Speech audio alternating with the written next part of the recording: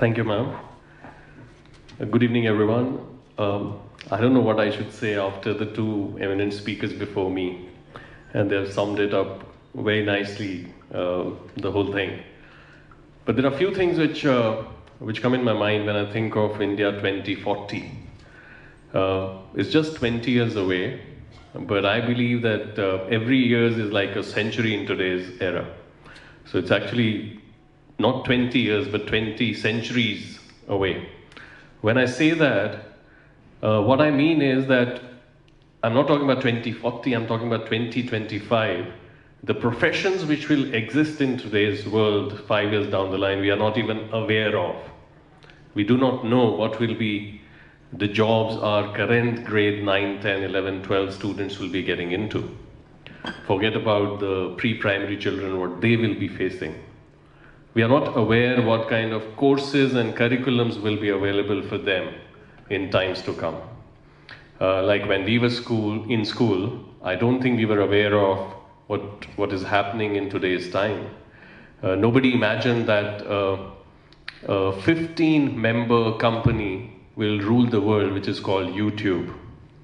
It's run by 15 people, 15 individuals. WhatsApp, 15 years back, we didn't know about it. Facebook, we didn't know about it. Uber, we didn't know about it. Now we are talking about gadgets which will tell about our health while sitting at a particular place. Engineering, medicine, all these are professions of the past. We are looking into the future where the doctor will be operating while sitting on his dining table. And that's not far away. Technology is changing rapidly. We are already looking into artificial intelligence, augmented reality, virtual reality. I don't know whether it's happening for the good or the bad. Only the time will tell. But it is happening. And it is here to stay. Neither we as educators can run away from the fact and the truth that the technology is here to stay, nor the generation of students who are coming in can run away from that. There's one disadvantage which which British have given us, which is as Indians.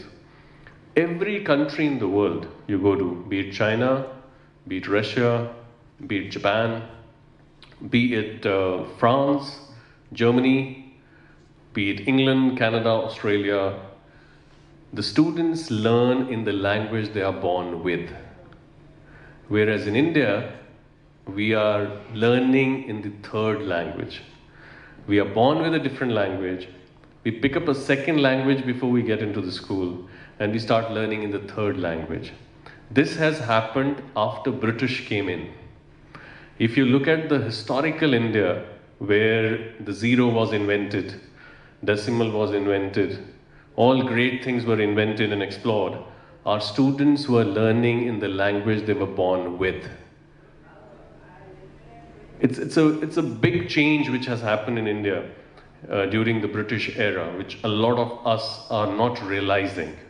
Even today, if you see today, a lot of great people in the country who have succeeded, who have become big in life, they have become big in life by studying in the language they were born with. A lot of the successful people in the country, bureaucrats, politicians, leaders, including the greatest scientist this country has given, Dr. APJ Abdul Kalam, studied in Tamil till his grade 12. So the language is not a barrier for anybody to succeed. The state boards or the private institutions or English medium or international baccalaureate is not a problem. The problem is when we do not bring them at par, they are already running behind the rest. So we have to bridge that gap in times to come. So that is one very important thing as an educator or educational leaders. We have to think that when the students come to our schools, and if at all our schools are English medium schools, that they are learning in the third language. The one advantage is they are learning more languages, but one disadvantage is they're already behind the rest of the world because it's not natural to them. They're not born with English in India, and that's a fact, that's a reality. That's one of the reasons why, if you see our history, the least number of researches and progress and growth in education have happened from the time the British education system was introduced in India. I read a very, I mean, these days WhatsApps and Facebook is a great tool of knowledge as well. So I read a quote where I think Lord Macaulay or someone had said that if you want to rule India, you have to destroy its education system. And they succeeded in doing it. They beautifully succeeded. We can't run away from it now because it's so deep rooted in our country and culture, and I'm not saying that we should go back to the regional language curriculum or we should teach in our regional languages. All I'm saying is we as educators need to be aware of the fact, which is very, very important. At the same time, when we say 2040, 40 AD, there were certain skills which worked. There are certain skills which worked in 1940. There's no reason why those skills will not work in 2040. And I'm not talking about 4Cs. I'm not giving you the principled or the high level terms these days, which are more become a fashion statement. Everybody wants to talk about 4Cs and 5Ps and 3Ts, etc., etc. I'm talking about the ability to falling and getting back again. I'm talking about the ability where we teach our children to succeed in life. There are core values which our society even still holds very close to us, which is respecting elders, looking after each other, bowing before the teachers. I used to see my father touching the feet of his teachers in the market whenever he met them. That is the culture we all have grown up. So we need to make sure as educators that those values are intact in our education system. We make them mentally tough, emotionally strong, and compassionate in times to come so that they can face the challenges which 2040 is going to throw at them. And trust me, all of us will be here to see that. And if we don't take charge of the situation today, we will be regretting what we have done to the generation in 20 years from now. So these are some of the points I think as educators we need to look at when we think of 2040. We need to give them tools, educational experience, learning. All these things will keep coming as they grow from one class to another, to another, to another. Whether it was education policy of 90s, whether it was the education policy of 2005, whether it is the education policy which is coming now, will not make much of a difference in a child's life, trust me. What actually is going to make the difference in a child's life is how mentally, emotionally, psychologically strong that particular child is. There are more challenges in our society today than what they were when we were growing up.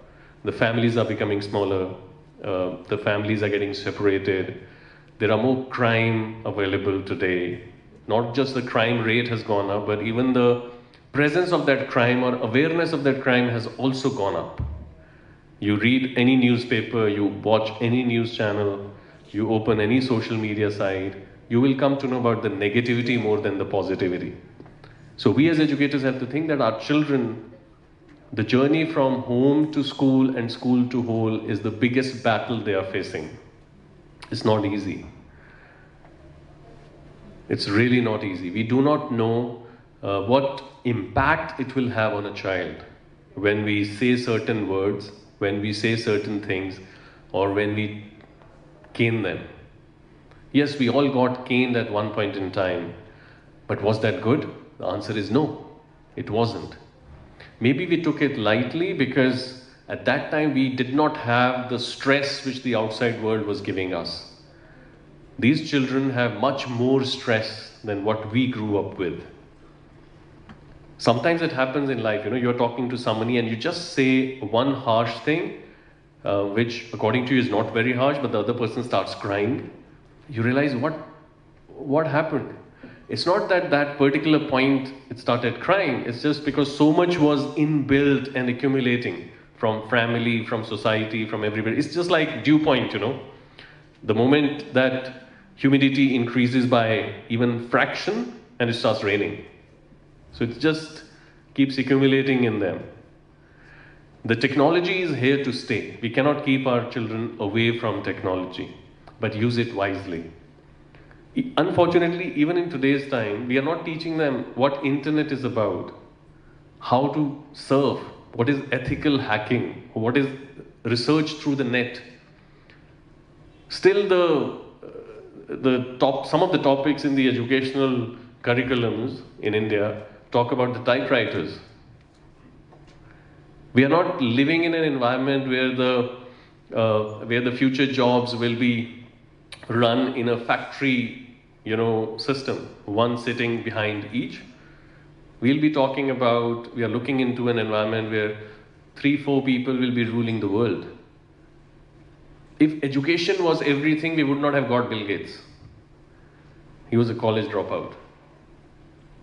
So there is something much more which an individual needs, which is not just education, not just marks.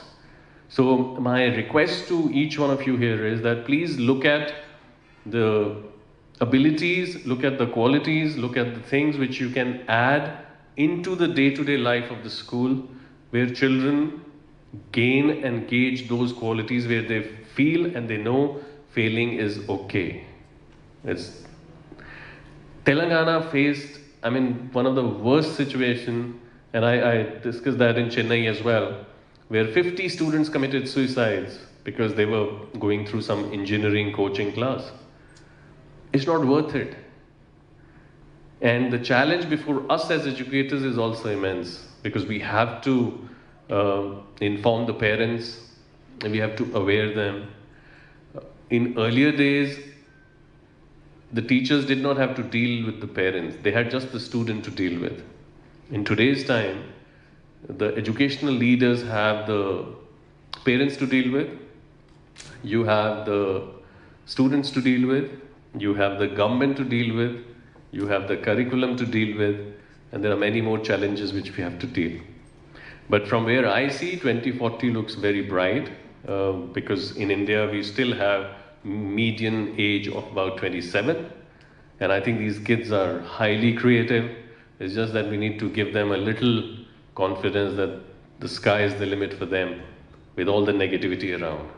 So with that, I think I've said enough. There are many more points which many other educators have said, so I don't want to repeat those things. They are all valid, but these are some of the points which I thought I can add into what others have said. Thank you so much.